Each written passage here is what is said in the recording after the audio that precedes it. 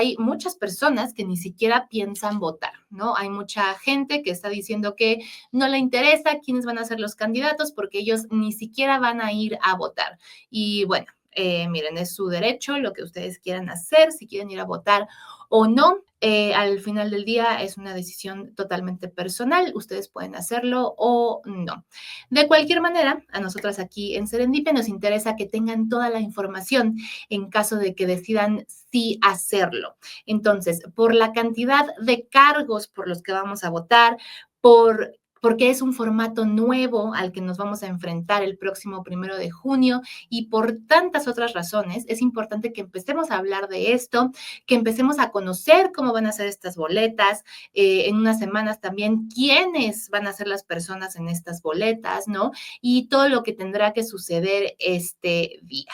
Entonces, para empezar a abrir este tema, Mirna Calderón, periodista en Serendipia, nos preparó una cápsula en la que nos explica los números de esta primera elección judicial, cuántos cargos vamos a elegir, cuántas boletas nos van a dar, todo eso. Así que vamos a ver esta información y regresamos. Faltan menos de 4 meses para la primera elección del Poder Judicial en México. ¿Ya sabes por cuántas personas tendrás que votar el 1 de junio? En primer lugar, debes saber que al llegar a votar recibirás 6 boletas. 3 de estas serán iguales en todo el país y será para votar por estos cargos: ministras y ministros de la Suprema Corte de Justicia de la Nación, integrantes del Tribunal de Disciplina Judicial, magistrados del Tribunal Electoral del Poder Judicial de la Federación. En estas 3 boletas habrá más de 140 candidatos buscando ocupar 16 cargos, más de 80 candidatos para los 9 lugares de ministro o ministra de la Corte, más de 40 candidatos para ocupar 5 cargos como integrantes del Tribunal de Disciplina Judicial y 18 candidatos para ocupar los 2 puestos libres como magistrados del Tribunal Electoral. Y el número de candidatos en las otras 3 boletas dependerá del estado en el que vivas. En estas votarás por funcionarios de tribunales colegiados de circuito, juzgados de distrito y salas regionales del Tribunal Electoral del Poder Judicial de la Federación. En algunos casos, como en la Ciudad de México, la entidad estará dividida por regiones y los ciudadanos votarán por candidatos diferentes dependiendo de la división del circuito que les corresponde. Pero antes de que esto pase, tendremos campañas electorales que empezarán el 30 de marzo y terminarán el 28 de mayo. Serán 60 días para que los candidatos promuevan su imagen y su trayectoria. Eso sí, sin utilizar recursos públicos. El reto será grande y el número de candidatos podría resultar en una jornada confusa y abrumadora. Pero como siempre, en Serendipia tendrás todo lo que necesitas para tomar una decisión informada.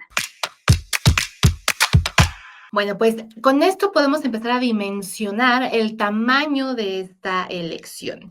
Y si ustedes ya decidieron que sí van a votar el próximo 1 de junio, pues deben saber también que tienen una gran responsabilidad al momento de estar parados frente a esa boleta o a esas boletas, porque como pudimos ver, serán muchos candidatos, muchas personas de las cuales tendremos que conocer muchos detalles sobre su vida, sobre su trayectoria, qué estudiaron, qué han hecho, a quién son cercanos o no, para poder tomar una buena decisión. Recordemos que aquí el objetivo, según lo que nos dijo el gobierno, es que podamos elegir de manera libre como ciudadanos de este país a las personas que van a ocupar cargos en el Poder Judicial para que podamos terminar también con la corrupción en este poder, ¿no?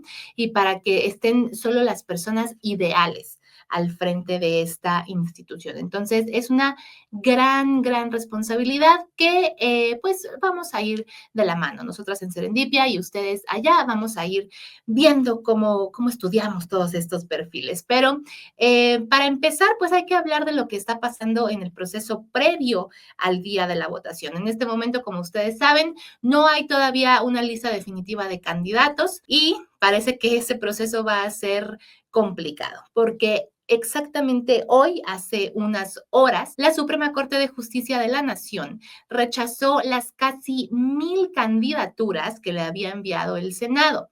Recordemos que estas 956 candidaturas habían sido seleccionadas por medio de una tómbola, pero la Corte dijo que no puede, pues, aprobar todas estas personas candidatas y rechazó la lista que recibió. Es preocupante esto porque el límite para enviar esta lista de candidatos aprobados de nuevo al Senado es el día de mañana, 7 de febrero. Entonces, pues sí, parece que se acaba el tiempo.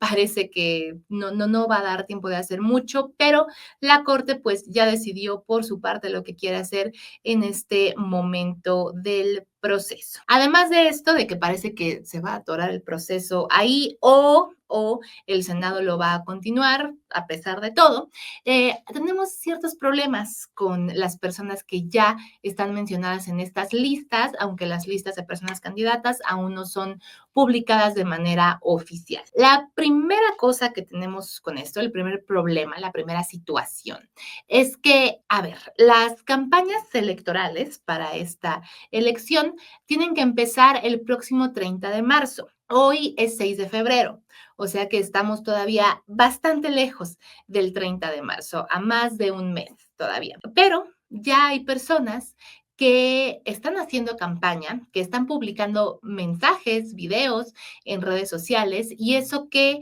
sí, sus nombres están mencionados en una lista, pero esta lista ni siquiera está reconocida oficialmente todavía y ni siquiera ha llegado al INE, al Instituto Nacional Electoral, lo cual la haría ya una lista oficial. A pesar de esto, nos estamos encontrando mensajes como los siguientes en redes sociales. Vamos a ver estos promocionales. Estudié Derecho en la UNAM y me especialicé en Derechos Humanos, Derecho Constitucional y Derechos de los Pueblos Indígenas. Por casi 10 años trabajé en la Suprema Corte hasta ser secretaria de Estudio y Cuenta. Esto para mí representa un gran honor y un llamado a la responsabilidad. Decidí participar en este proceso democrático porque conozco el sistema desde sus raíces y sé que necesitaba una transformación real. Bueno, pues efectivamente estos son videos promocionales de dos candidatas que ya están haciendo campaña desde este momento, desde por lo menos el 6 de febrero, cuando las campañas oficialmente empiezan el 30 de marzo. Les estoy diciendo esto y siento como un déjà vu, porque de esto hablamos muchísimo en el proceso anterior a las campañas presidenciales, por ejemplo. Y es que aquí la duda es si estos videos promocionales van a ser sancionados, por ejemplo, por el INE o por el Tribunal Electoral.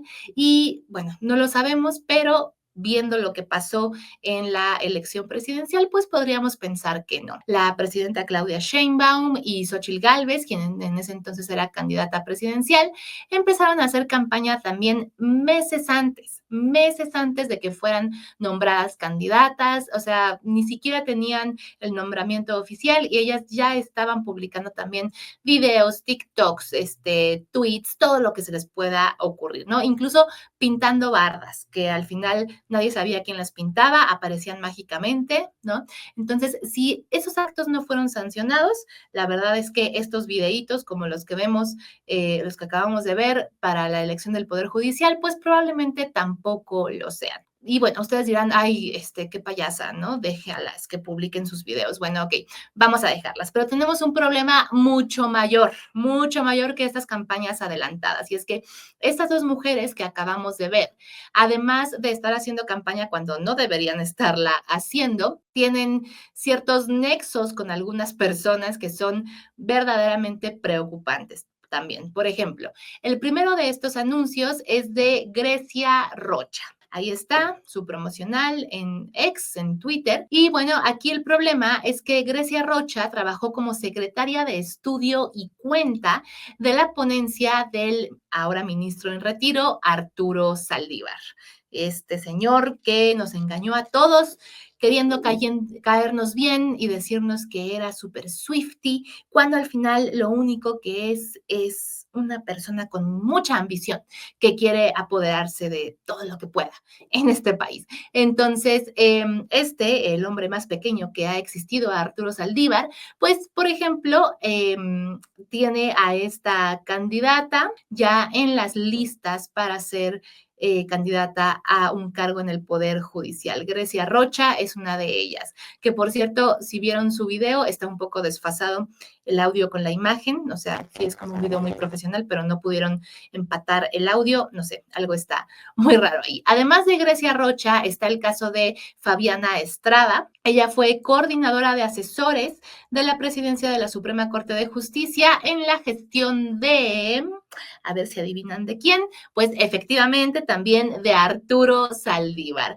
Ella dice que tiene 26 años de trayectoria en el Poder Judicial y este caso es todavía más grave porque resulta que Fabiana Estrada está haciendo este tipo de campaña adelantada, está publicando estos mensajes desde antes de ser seleccionada en la tómbola. O sea, por lo menos Grecia Rocha se esperó a decir, uy, por suerte me seleccionó la tómbola, pero Fabiana Estrada, por lo menos desde noviembre de 2024, está publicando este tipo de mensajes como si supiera que unos meses después la tómbola mágica la iba a seleccionar. Bueno, esas son dos mujeres que están relacionadas con el ministro en retiro, Arturo Saldívar. Y tenemos también el caso de María Estela Ríos González. Tal vez este nombre no le suene muy conocido, pero resulta que esta mujer, que también está en las listas para el Poder Judicial, fue consejera jurídica del expresidente Andrés Manuel López Obrador. Y no solo eso, no solo eso.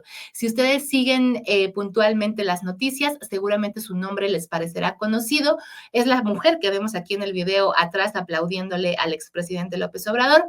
Y es que María Estela Ríos González fue candidata, fue una de las 3 mujeres que estuvo en la terna para ministra de la Corte en 2023, esta terna que propuso el expresidente López Obrador, en la que compartió lugar con Berta María Alcalde y con Lenia Batres, quien finalmente fue seleccionada por el expresidente como ministra de la Corte.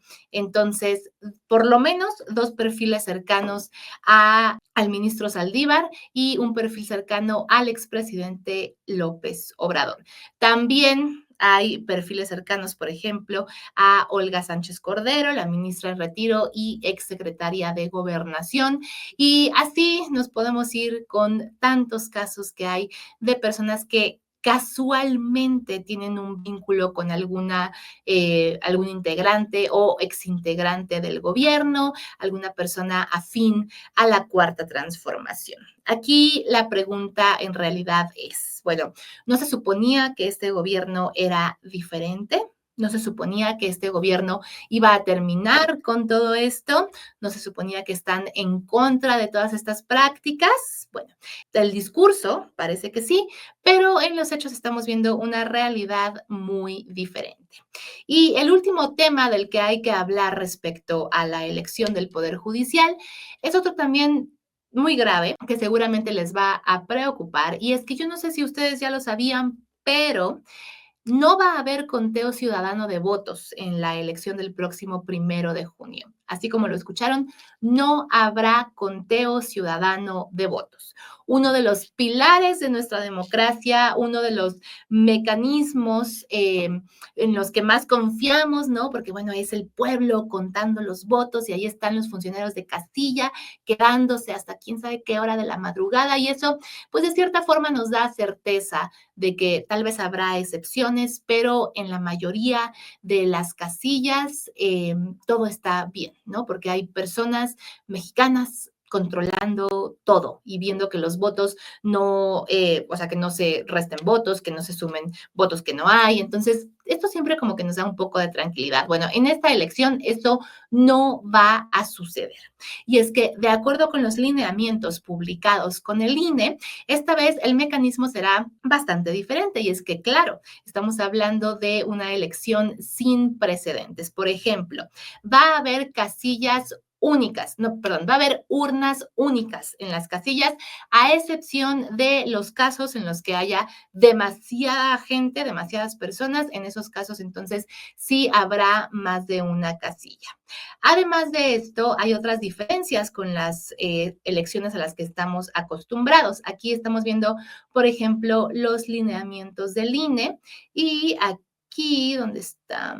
Y una parte muy importante de estos lineamientos es que después del cierre de las votaciones, lo que va a suceder es que las personas funcionarias de casilla solamente van a contar los votos emitidos. O sea, solo van a contar cuántas boletas hay, pero no van a hacer un conteo del voto para cada candidato o candidata. No van a dar resultados ese día. Al día siguiente vamos a encontrar, como siempre, estas mantas afuera de las casillas, a los que ya estamos acostumbrados también, pero a diferencia, por ejemplo, de la elección de junio del año pasado, lo único que veremos en esas mantas, en esas lonas, va a ser el total de votos que fueron depositados en las urnas, más no el resultado. Esto lo que quiere decir es que los resultados los vamos a conocer más o menos 2 semanas después de que votemos. Tampoco va a haber un PREP ni un conteo rápido, o sea, olvídense de eso. No hay poder humano ni económico en este caso que permita esto. Como dijo Noroña, no hay poder humano que detenga la elección del Poder Judicial. Bueno, tampoco hay poder humano ni dinero suficiente para hacer un conteo rápido ni un PREP. Así que más o menos hasta el 12 de junio sabremos quién ganó. Y en el Inter, ¿no? Entre que se cuentan las boletas y se cuentan ya los votos, el INE ya dice que hay un mecanismo para asegurar que estos paquetes electorales lleguen a su destino sanos y salvos, que no sean alterados en el proceso, pero tendremos que ver eso cómo funciona, ¿no? ¿Quién nos garantiza que no se van a perder votos o no se van a meter otros votos o algo va a suceder con esas boletas? Pues el INE. Y tendremos que creerle al INE porque es lo único que nos queda. Entonces, una gran diferencia con todas las otras elecciones que hemos pues vivido en este país, a las que estamos acostumbradas, acostumbrados, pero efectivamente ni conteo rápido, ni PREP, ni resultados preliminares, bueno, ¿qué sería el PREP? No vamos a conocer resultados preliminares de esta elección en tiempo real, absolutamente nada. Así que 2 semanas estaremos en la incertidumbre hasta que, pues, el 12 de junio más o menos nos digan quién ganó cada uno de los cargos que van a estar en disputa. Y pues ahí está, celebremos que tendremos esta primera elección del Poder Judicial, una elección sin precedentes y seguramente aprenderá el gobierno y las autoridades electorales mucho de este primer ejercicio. Eso es lo único que nos queda esperar porque se ve bastante complicado el proceso que viene.